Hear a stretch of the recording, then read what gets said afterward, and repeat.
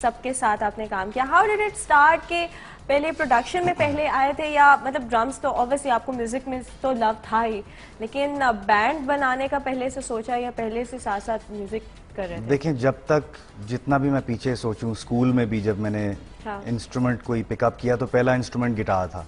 अच्छा। क्योंकि वो एक सस्ता इंस्ट्रूमेंट था और वो इतना लाउड नहीं था, उसको आराम से घर में आप प्ले कर सकते थे।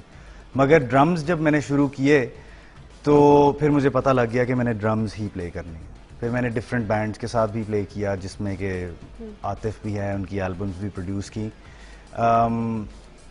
मगर सवाल क्या था वैसे आपका? मैं ये कह रही हूँ कि प्रोडक्शन पहले जो थी म्यूजिक के वो ज्यादा नहीं, प्रोडक्शन मैंने इसलिए शुरू की कि फैसिलिटीज थी नहीं पाकिस्तान के अंदर उस वक्त जो रॉक म्यूजिक रिकॉर्ड कर सकें या पॉप म्यूजिक कर सकें। क्लासिकल की थी, तो आहिस्ता आहिस्ता फिर वो भी सीखा काम, और अपनी खुशी का काम हम चाहते थे, वो काम जिससे हम सेटिस्फाई हो सकें, खुद से हो सके। बिल्कुल, तो वो सीखा और फिर प्रोडक्शन शुरू की।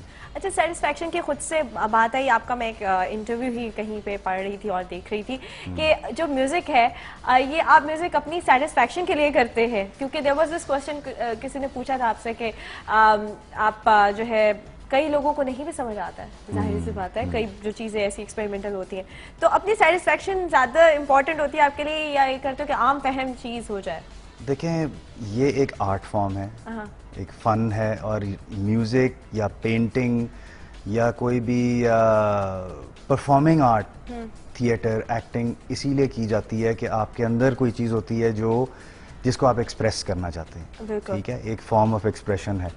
सबसे पहले तो उस एक्सप्रेशन को और वो सेटिस्फैक्शन जो होती है उसको आपने जस्टिफाई करना होता है।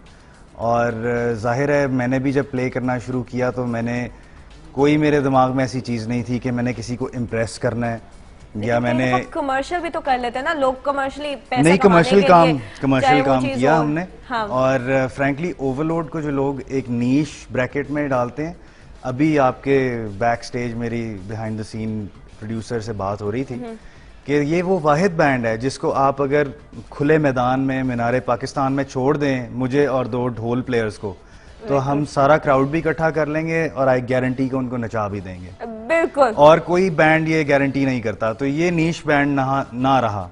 हाँ। ये एक मैस अपील वाला बैंड है, और हमने बड़े इस तरह के फेस्टिवल सारी दुनिया में प्ले किए। बिल्कुल, और वाकई में ओवरलोड की कोई वर्ड्स की ज़रूरत नहीं है। हालांकि इंट्रोडक्शन तो मैं जैसा देती होती हूँ बहुत लंबा देना भी चाहती थी, लेकिन हमारे जो डायरेक्टर साहब है उन्होंने सॉन्ग के बीच में ही फरहाद को बार बार दिखा दिया, कोई सस्पेंस रहा नहीं।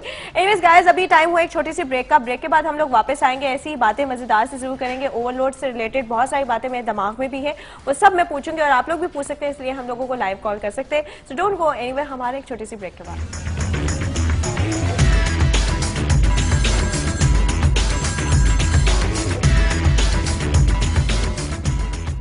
फरहाद, आपके लिए हमारे पास एक सरप्राइज है, छोटा सा।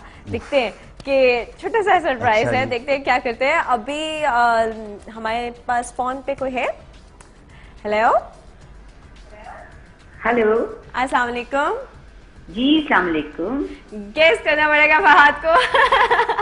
ये तो अम्मी है। बिल्कुल, हमारे साथ नवीद शहजाद, जिनको हमारे इंडस्ट्री में और इंडस्ट्री के अलावा सारी दुनिया जानती है, पूरा पाकिस्तान जानता है, सब जानते हैं, बहुत ज़बरदस्त एक्ट्रेस, और टीवी के में जो लेजेंड्स में नाम होते हैं ना, उनमें नवीद शहजाद मैम का नाम है। क्या हाल चाल है आपके? I am very well, thank you. हमारे साथ फरहाद है इस वक्त, और मैं देख रही हूँ आपका programme. Thank you so much, thank you so much. मुझे थोड़ी सी कंफ्यूजन हो रही है कि मतलब इतने बड़े, मतलब आपके साथ वाकई बात करना एक बहुत बिल्कुल ऑनर है। क्या कहना चाहेंगे फरहाद के लिए और मतलब इनके म्यूजिक के बारे में? देखिए, सिंपल सी बात है कि सारी जिंदगी इस बच्चे की गुजर गई ढोल बजाने में। और म्यूजिक और फरहाद, इनको आप अलग-अलग नहीं देख सकते। और मैंने तो इसका सारा बचपन भी देखा और जवानी भी। अब तो ये तो जैसे कहते हैं ना कि म्यूजिक उसकी रगों में बसा हुआ है, तो उस किस्म की बात है। अच्छा मैम, कभी बचपन में जब स्टडीज की बजाय या जब मतलब टीन एज में भी म्यूजिक पे ज्यादा कंसंट्रेट करते हो, या मतलब कुछ ऐसा तो कभी कुछ होता था, कभी डांटती थी, कभी कुछ माओ को होता है नहीं, मैं आपको बताऊं कि फरहाद बड़ा खुशकिस्मत रहा है इस मामले में, क्योंकि इसका जो स्टूडियो था जहां ये ड्रम पर रिहर्स किया करता था, वो बिल्कुल इसके दादा अब्बा के कमरे के साथ था। अच्छा। तो ये सारी सारी रात ढोल पीटा करता था और वो बेचारे कभी कुछ नहीं कहते थे, क्योंकि एक बड़ी अच्छी ट्रेडिशन है हमारे घरों में कि मेरे हस्बैंड जो थे वो he was the only son, he had 6 sisters. तो आगे फरहाद जो है, he is the only son, he has 2 sisters. तो ये जो बच्चे हैं ना, इनको बड़ी स्पेशल प्रिविलेजेस मिली हुई हैं, तो इनको कोई कुछ नहीं कहता। तो ये यानी कि वाकई एक लकी सीन था कि जो मर्जी कर लो, ये काम करो। हाँ, नहीं मतलब सबसे ज्यादा मैं समझती हूँ इसके वालिद का हाथ है उसमें, क्योंकि माएँ तो फिर भी इजाजत दे देती हैं कि हाँ बेटा जो जी में आता है कर लो।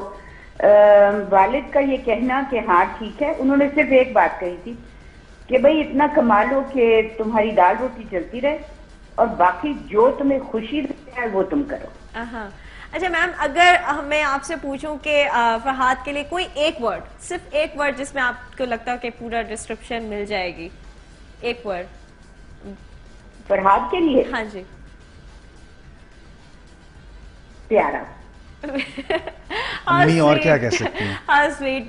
Thank you so much ma'am, हमसे बात करने का बहुत बहुत अच्छा लगा, बहुत शुक्रिया आपसे बात करने का, आपका बात करने का मुझसे, हमसे और हमारे प्रोग्राम से की कॉन्टेक्स्ट में हमें बताने का कि क्या फीलिंग्स हैं, और इतना अच्छा सा माँ से कितना वर्ड प्यारा सा मिलता होता है। प्यारा, ये माँ की सारी अंदर से प्यार होता है जिसकी वजह से ये होता है। बिल्कुल जी। अच्छा, तो यानी बचपन में नहीं, वैसे मैं कोई नालायक भी नहीं था। अच्छा। हाँ, स्टडीज में भी अच्छे थे? मैं ठीक था, अच्छा बहुत नहीं था कभी भी, मगर चूंकि मैं आर्ट और म्यूजिक भी कर रहा था, तो मैं कभी ए स्टूडेंट नहीं था, लेकिन कभी मैं एफ स्टूडेंट भी नहीं था। सही। लेकिन ये भी तो होता है ना, जैसे कि अभी हमें मैम ने बताया कि लाडले भी होते हैं बच्चे, तो कभी चीजें भी चलो कर लेते तो काफी I got away with many things. मगर अभी वो दादा का जो जिक्र कर रही थी कि उनके कमरे के साथ मैं बजाता था, उसकी वजह ये है कि उनकी हेयरिंग खराब थी, तो उनको ज्यादा बॉदर नहीं करती थी ये चीज। अच्छा, तो ये पता था ना, यानी ये बच्चों को बच्चे बड़े तेज होते हैं कि हम अपना काम में निकाल लेते, किसी को क्या पता चल रहा है, हम अपना काम करते रहते। अच्छा, तो कभी वैसे कोई फायदा नहीं उठाया कि घर के लाडले हो, कभी कोई शरारत जो बचपन की याद हो कि जिसपे पता हो कि पकड़े गए तो डांट जरूर पड़ जानी है, कुछ झिड़क से पड़ जानी है, लेकिन चुप चुपा के शरारती बच्चे थे? कभी कोई जरूरत नहीं पड़ी ऐसा कुछ करने की। मतलब Were you naughty one, या बस बड़े अच्छे बच्चे जैसे शरीफ प्यारे बच्चे होते हैं? कोई मुझे नहीं याद पड़ता कि मैं कभी बहुत नॉटी था, मे बी समटाइम्स जिद की होगी जो बच्चे करते हैं। अच्छा। मगर ऐसा मैंने कोई क्राइम नहीं कमिट किया जो कि जिससे माँ बाप बहुत नाराज हुए हों। छोटे मोटे तो चलते हैं, अब जैसे मैं छोटे मोटे कभी चोरी से अम्मा के बैग से पैसे निकाल लेना, वैसे कोई फर्क भी नहीं पड़ता था, लेकिन ऐसे ही ना थ्रिल के लिए, एडवेंचर के तौर पे कभी कुछ कर लेना, कभी भाई के टॉय को तोड़ देना कि तुमने मेरे से दोपहर को ये किया था ना, टूटा हुआ मिलेगा तुम्हें। अच्छा, फैमिली में सबसे ज्यादा बनती किसके साथ थी, या अभी भी है? हम बड़े क्लोज हैं सारी फैमिली।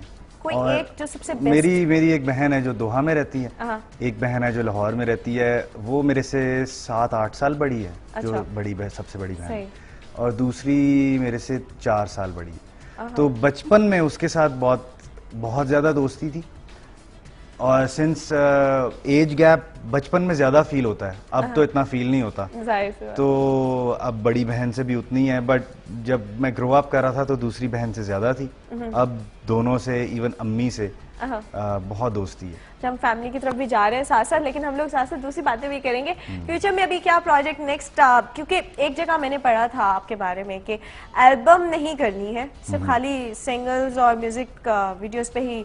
उसकी वजह ये है कि बिजनेस मॉडल चेंज हो गया म्यूजिक इंडस्ट्री का। इंडस्ट्री तो है नहीं, अगर इंडस्ट्री होती तो रिकॉर्ड लेबल्स आपसे आपका काम खरीदते, और जब वो बिकता तो आपको उस पर रॉयल्टी भी मिलती। अब क्या होता है कि 1-1.5 साल लगता है एक एल्बम को रिकॉर्ड करने में, उस पर पैसा भी लगता है, उसमें और म्यूजिशियंस को बुला के उनसे डिफरेंट इंस्ट्रूमेंट्स बजवाने होते हैं, और ये बिल्कुल आसान बिजनेस नहीं है म्यूजिक या शोबिज, आप जानती हैं। तो बेहतर तरीका आजकल के ज़माने में ये है कि आप फ्रीक्वेंटली सिंगल्स रिलीज करते जाएं, उनकी ओनरशिप अपने पास रखें, क्योंकि कल को अगर इंडिया है, वेस्ट में हॉलीवुड है, वो अगर आपके किसी गाने या पीस ऑफ म्यूजिक में इंटरेस्टेड होते हैं तो आप आर्टिस्ट उसको डायरेक्टली बेच सके और उससे पैसे भी कमा सके। सही, तो ये रीजन है जिसकी वजह से अब हम सिर्फ इनकी सिंगल्स और वीडियोस का ही वेट करेंगे, एल्बम का नहीं करेंगे। 1.5 साल बाद एक एल्बम की शक्ल ही बन जाएगी। हाँ बिल्कुल, 1-1.5 साल बाद या उससे पहले भी बन सकती है, पहले भी कोई बन पता नहीं। अगर हमें ऐसे ही मजे मजे के गाने मिलना शुरू हो गए जो कि फरहाद गा रहे हो और उसमें एक अलग किस्म की बीट आ रही हो, तो जल्दी भी हो सकते हैं। ये तो उनके जो व्यूअर्स, जो फैंस हैं, वो उनको मेल्स करें, उनको कमेंट्स छोड़ें कि हमें और जल्दी जल्दी चाहिए चीजें, तो जल्दी भी हो सकता है। एनीवेज, अभी हम लोगों ने जाना है एक छोटी सी ब्रेक पे, इससे कहीं मत जाइएगा, थोड़ा सा रह गया प्रोग्राम, उसको मिस बिल्कुल नहीं करना है। एक छोटी सी ब्रेक के बाद वापस आ